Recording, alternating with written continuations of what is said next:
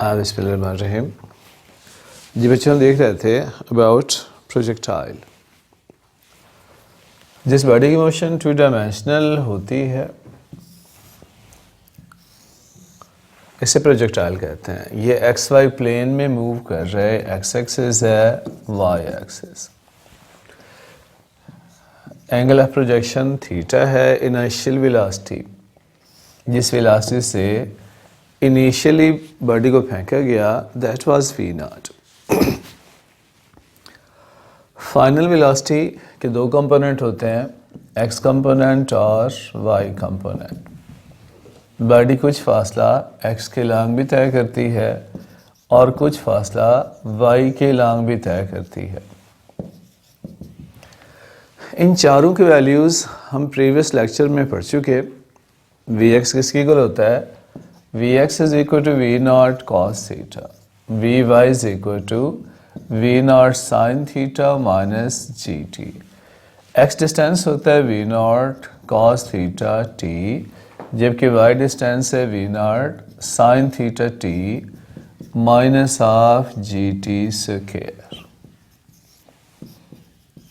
So these four equations are important. ये चार equation important हैं।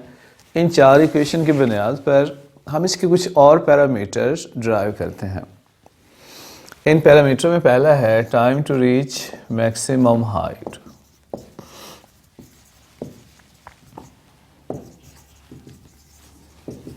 सेकंड है total height attained by projectile.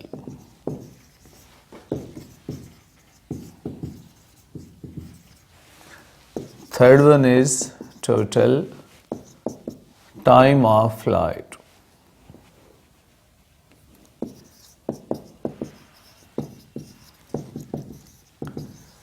और चौथी चीज़ है horizontal range.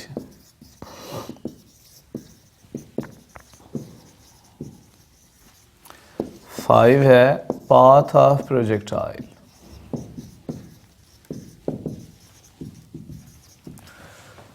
तो बारी बारी हम ये पांच चीज़ें फाइंड करेंगे, इन्हीं इक्वेशन को अप्लाई करेंगे और इन्हीं इक्वेशंस की कैलकुलेशन से हमने ये पांच चीज़ें ड्राइव करनी हैं।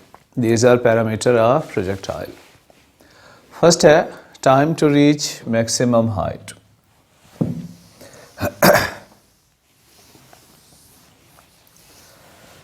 फर्ज करें अपनी मोशन के दौरान प्रोजेक्टाइल मैक्सिमम हाइट इस पी पॉइंट तक गया। ये पी पॉइंट उसकी मैक्सिमम हाइट है और हमें पता है मैक्सिमम हाइट पे जाके बॉडी रुक जाती है तो बॉडी की फाइनल वेलोसिटी यहाँ पे ज़ीरो होगी। मगर फाइनल वेलोसिटी के दो कंपोनेंट हैं, एक्स कंपोनेंट और वाई कंपोनेंट। प्रोजेक्टाइल मोशन ऐसी मोशन होती है जिसकी हॉरिजॉन्टल वेलोसिटी हमेशा सेम रहती है, उसमें चेंज नहीं आती। चेंज सिर्फ वर्टिकल वेलोसिटी में आती है, लिहाजा यहाँ पे वाई वेलोसिटी ज़ीरो होती है। X velocity throughout constant रहती है in the absence of friction. तो वी वाई की इक्वेशन देखिए from equation two. V Y is equal to V I sine theta minus G T.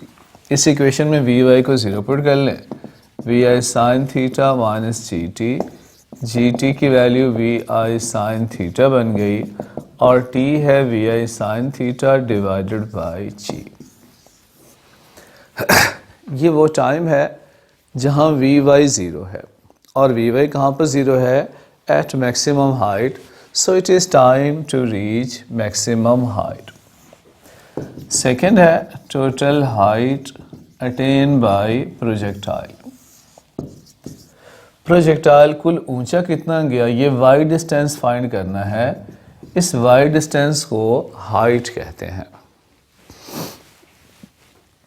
Right, this y distance is called height. तो हमें Y distance find करना है। Y के लिए कौन सी इक्वेशन है? आप कहेंगे फ्रॉम इक्वेशन 4। y जो कि हाइट है किसकी इक्वल है? V naught sine theta t minus half जी टी स्क्वायर। आपने ऐसा करना है इस इक्वेशन में जहाँ टी आता है, इस टी की जगह आप टाइम की ये वैल्यू पुट करें जो मैक्सिमम हाइट तक जाने में प्रोजेक्टाइल को टाइम लगा, आप ये टाइम इसकी जगह यूज़ करेंगे। Then height is equal to we naught sine theta, T की जगह वी नॉट, इस वी आई को भी आप वी नॉट कहते हैं।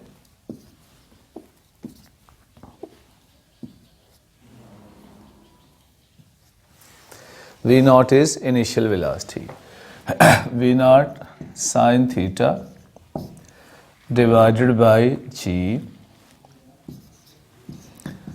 माइनस हाफ जी, जहाँ टी स्क्वायर है यहाँ भी V naught sine theta over G, इस सारे का भी स्क्वायर कर लें। सॉल्व करें, V naught square sine square theta divided by ji minus half g, v naught square sine square theta divided by g square, v naught square sine square theta over g minus half v naught square sine square theta over ये 2g बच गया, 2 को इसके साथ shift कर लें, एक g cancel हो गया।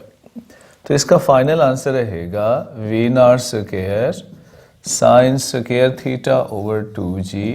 It is total height of projectile. Projectile कुल कितना ऊंचा गया, that is v naught square sine square theta divided by 2g। Number 3 पर है what is time of flight.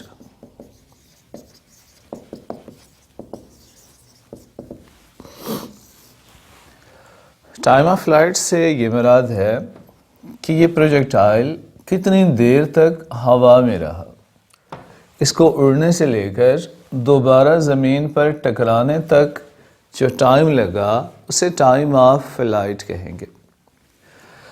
अब जब बॉडी दोबारा ज़मीन पर टकराती है, इसकी वर्टिकल हाइट, इसका वाई डिस्टेंस 0 हो जाता है, तो हमें वहाँ तक का टाइम दरकार है जहाँ वाई की वैल्यू 0 हो जाती है।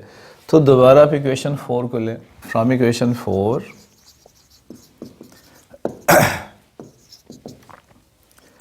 y is equal to v naught sin theta t minus half ji t square. इस इक्वेशन में y को 0 पुट कर लें, t कॉमन ले लें, v naught sin theta minus half G T is equal to 0। अब ये दो चीज़ों का प्रोडक्ट 0 है, t की वैल्यू 0 है और दूसरा v naught sin theta minus half G T, इसका आंसर भी 0 है। टी की वैल्यू 0, यहाँ से एक टाइम निकाल लें, half G T is equal to we naught sine theta, T की वैल्यू बनेगी 2 V naught sine theta divided by G. तो ये दो टाइम आ गए जहाँ पर वाई की वैल्यू 0 होती है। गोया एक यहाँ पर वाई की वैल्यू 0 है, यहाँ टाइम 0 है, ये इनिशियल पॉइंट है जहाँ से प्रोजेक्टाइल प्रोजेक्ट किया जा रहा है, फेंका जा रहा है। एक तो यहाँ वाई की वैल्यू 0 है, दूसरा जब दोबारा ज़मीन पे टकराएगा यहाँ भी वाई की वैल्यू 0। तो हमें कौन सा टाइम चाहिए जब दोबारा बॉडी ज़मीन पर टकराए, तो गोया ये है total time of flight, that is called total time of flight. तो इस पॉइंट तक पहुँचने में प्रोजेक्टाइल को जो टाइम लगा वो 2 V naught sine theta divided by G है। अब फाइंड कर लेते हैं horizontal range.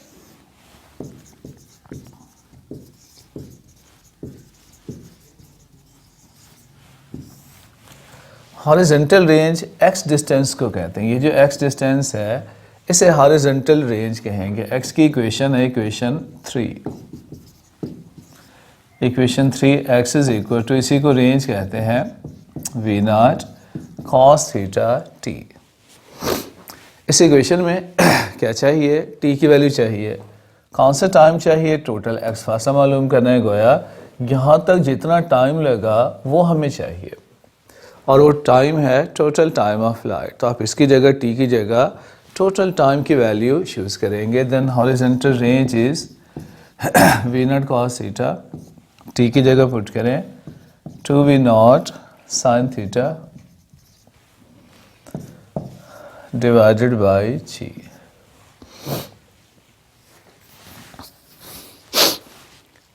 It can be written as v0 square divided by g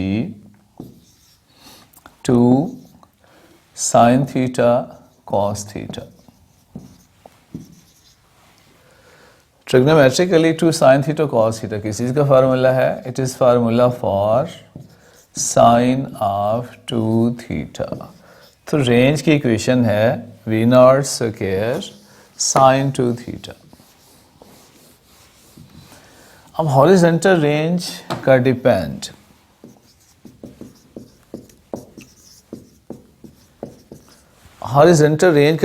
sign 2 theta पर है। जब साइन 2 थीटा मैक्सिमम होगा तो हॉरिजॉन्टल रेंज भी मैक्सिमम होगी। साइन या कास की मैक्सिमम वैल्यू 1 होती है, और ये साइन 2 थीटा 1 कब होगा? जब 2 थीटा 90 होगा और थीटा 45 होगा, तब रेंज मैक्सिमम होगी। And maximum range is equal to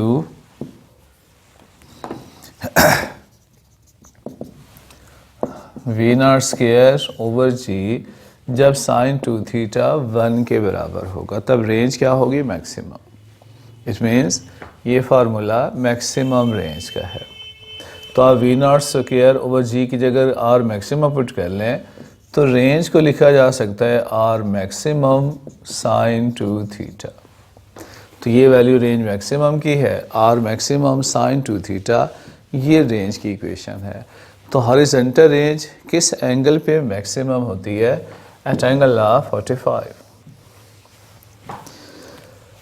for example किसी बॉडी को 30 पर फेंकें तो वो यहाँ गिरेगा, 45 पर फेंका तो यहाँ गिरा, 60 पर फेंका तो 30 पे गिरा, 80 पर फेंकें तो ये 20 डिग्री वाली रेंज पे यहाँ पे आके गिरेगा।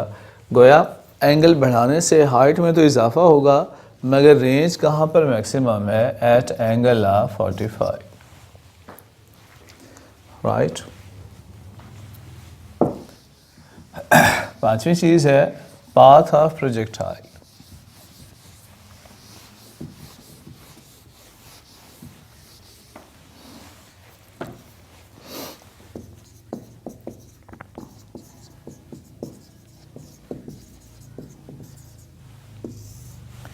हमें देखना है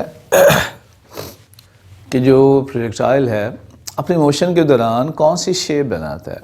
ये स्ट्रेट लाइन है जिसकी इक्वेशन y = mx + c है। सर्कल है जिसका रेडियस r है, x² + y² = r²। ये पैराबोला होता है जिसकी शेप y = ax - bx² होती है। तो देखते हैं कि प्रोजेक्टाइल इनमें से कौन सी इक्वेशन को फॉलो करता है।